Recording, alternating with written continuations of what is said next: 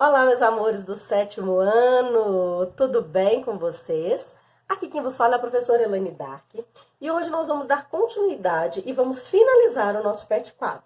Então, hoje nós vamos fazer a correção da semana 4 do PET 4. É uma continuação do assunto anterior. Semana passada nós falamos sobre o pau-brasil. Essa semana nós vamos falar sobre a sociedade açucareira no Brasil, tá? Para começarmos a falar dessa sociedade açucareira, a gente tem que lembrar que principal mão de obra da sociedade açucareira, escrava negra, tá? Trazidos nos navios negreiros, em péssimas condições, viviam no Brasil em péssimas condições maiores ainda, trabalhavam de sol a sol, o descanso deles era quando o sol se punha, aí eles podiam dormir, digamos assim, né? Passar a noite, porque eles moravam em senzalas que não tinham conforto nenhum, alimentação péssima, tá? Então, a alternativa deles era realmente trabalhar. Ah, professora, mas por que eles não se rebelaram? Eu já falei isso para vocês anteriormente. Não tem como você se rebelar num país que está a quilômetros de distância do seu, você não sabe nem para que lado que tá, né? Porque você entrou num navio lá na África e veio navegando. Você não sabe para que lado que eles foram, né? Para onde eles estão te levando. Você não sabe nem, não tem ideia nem de como voltar. Você não conhece o país, então vou fugir daqui, mas vou fugir para onde? Tá? Então, vão ter rebeliões, vai ter pessoas que vão se revoltar contra aquela situação? Sim, claro, que foram 300 anos, gente, de escravidão no Brasil. É muita coisa. Então, claro que vão ter pessoas que vão ser líderes dessas revoltas, que vão comandar as pessoas para outros lugares. Porém, isso demora um pouco, tá bom? E aí, o que vai acontecer? Essa sociedade açucareira vai ficar muito rica, tá? Os grandes fazendeiros vão ganhar muito dinheiro, gente. E aonde que se localizava esse empreendimento açucareiro, né? No litoral brasileiro, porque era uma região com um solo extremamente propício para cana-de-açúcar, era uma região onde chegavam os barcos com os navios, os navios negreiros chegavam com as embarcações cheias de negros, era onde conseguiam colocar o produto, a mercadoria e mandar para Portugal, mandar para a Europa, então era a melhor localização, tá? Não tinha muito transporte terrestre, que, né, como ficavam próximos aos portos e tal, de escoar os produtos, então o transporte terrestre era pouco. Nas casas uma fazenda de engenho, uma fazenda de açúcar, ela tinha que ter uma estrutura básica. E qual que era essa estrutura básica, gente? Primeira coisa, casa de engenho. O que é a casa de engenho? A casa de engenho é onde eles levavam a cana de açúcar para moer. Essa cana-de-açúcar, depois de moída, né, virou a garapa, o caldo de cana. Esse caldo de cana ele era levado para casa, para um outro setor, para ele poder se transformar no melado. Desse melado ele ia depois para a casa de purgar. Nessa casa de purgar ele ia ser purificado, ele ia ser limpo. Como, gente? Extrair dele o resto de líquido que tivesse. Até se transformar em torrões de açúcar. Tá? Eles faziam cones de barro e colocavam esse caldo lá dentro, tá? E aí iam saindo gotinhas, né, do restinho de líquido que ainda tivesse ali. O que acontecia? Depois, esses torrões de açúcar, né, eles eram retirados desse recipiente, desse cone de barro e quebrado e tal, e transformado. Hoje a gente usaria como açúcar mascavo ou a rapadura, que é o mesmo açúcar, tá? Só que mais natural. O nosso açúcar branco, ele é cheio de química, gente. Mas a gente ainda usa, né? Eu tenho usado muito o açúcar mascavo e o açúcar demerara, que são açúcares mais naturais, digamos assim, tá bom? E gosto muito também de usar rapadura.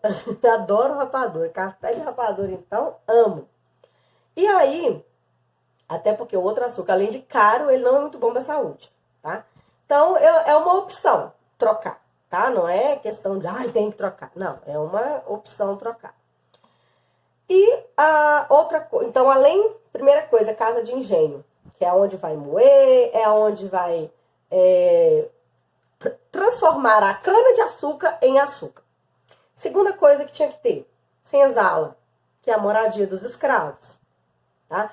As senzalas eram galpões grandes com colchão, que era na verdade uma taquara, né, que eles colocavam no chão para os índios deitarem, como se fosse um colchão.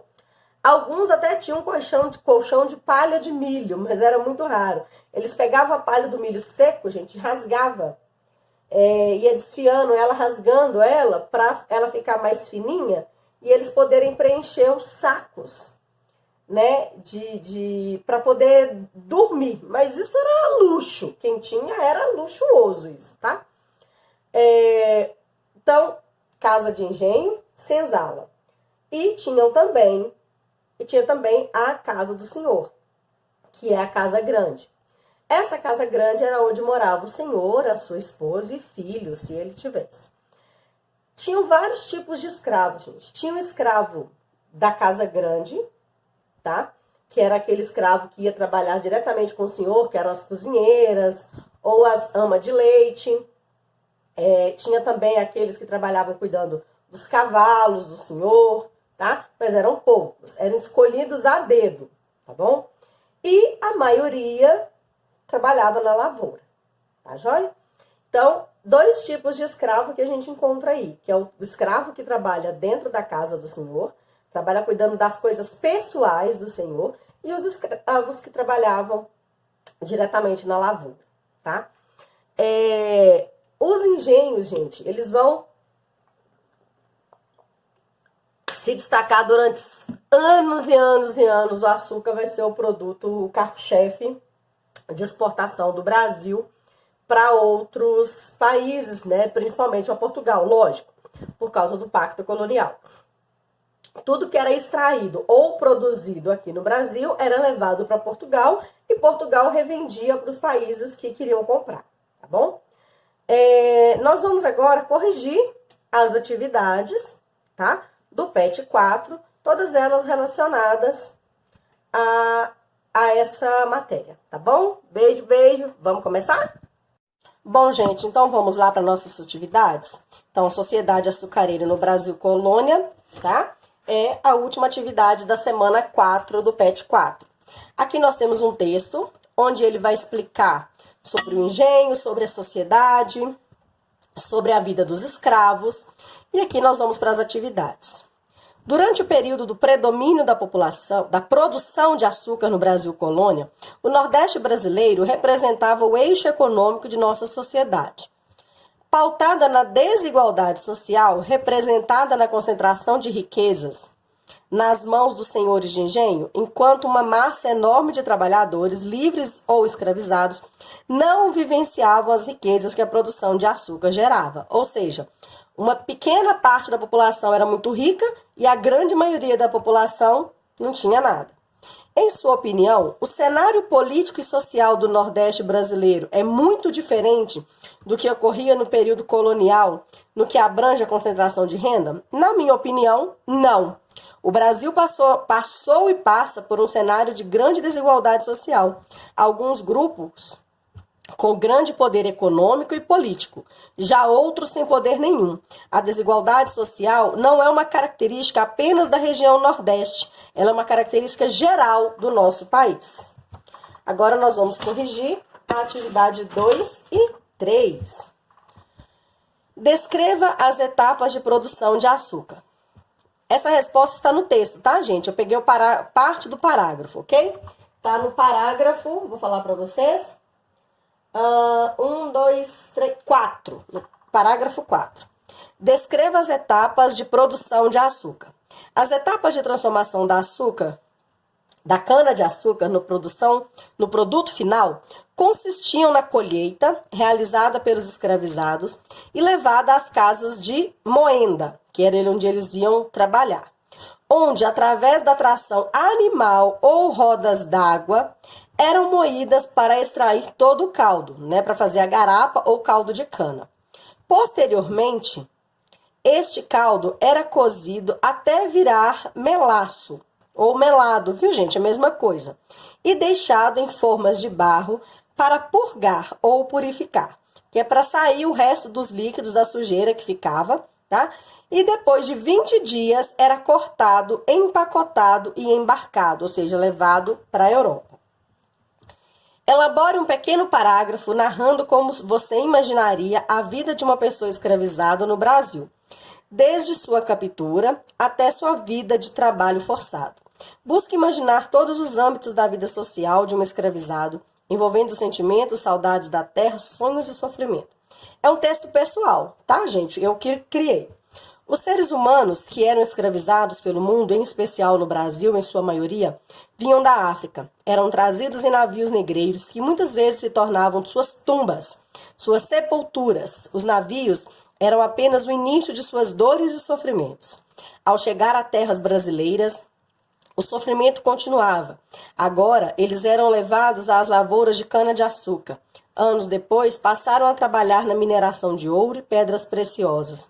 Os escravos trabalhavam de sol a sol, sem folga, com muitos castigos físicos, com péssima alimentação. Sua moradia não possuía nenhuma forma de acomodação justa. Sonhavam com sua terra natal e seus entes queridos, os quais não sabiam o destino de sua maioria. Buscavam a todo custo conquistar sua alforria, sua liberdade. Porém, muitas vezes, o fim de sua vida chegava antes desse tão amado sonho. Gente, esse foi o meu texto com relação aos escravos, tá bom?